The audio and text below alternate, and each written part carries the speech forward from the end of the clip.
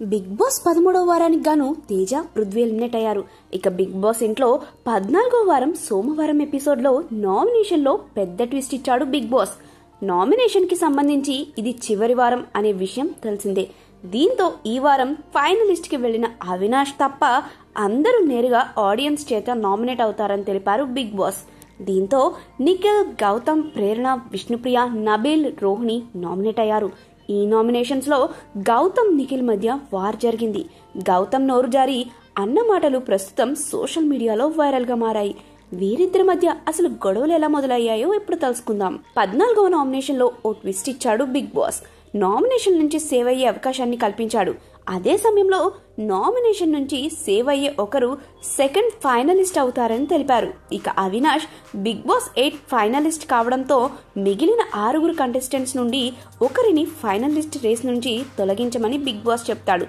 దీంతో అవినాష్ విష్ణుప్రియ పేరు చెప్పాడు. తన ఆటను అంత సీరియస్ గా తీసుకోవడం లేదని కారణం చెప్పాడు. దానికి విష్ణుప్రియ ఒప్పుకోలేదు. తన కరెక్ట్గానే ఆడానని వాదించింది. అయినా కూడా అవినాష్ నిర్ణయం ఫైనల్ అవడంతో విష్ణుప్రియ ఫైనలిస్ట్ రేస్ నుండి తొలగిపోయి నామినేషన్స్ లోకి వచ్చేసింది.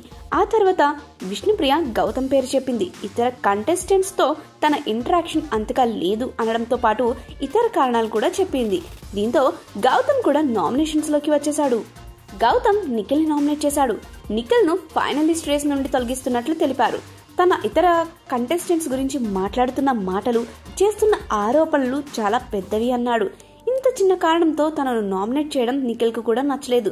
దీంతో గౌతమ్ తో వాగ్వాదానికి దిగాడు. బిగ్ బాస్ 8 లో తను వైల్డ్ కార్డ్ ఎంట్రీగా అడుగు పెట్టినప్పటి నుండి గౌతమ్ రియాలిటీ ఏంటో తాను చూస్తూనే ఉన్నాను అని అన్నాడు నిఖిల్.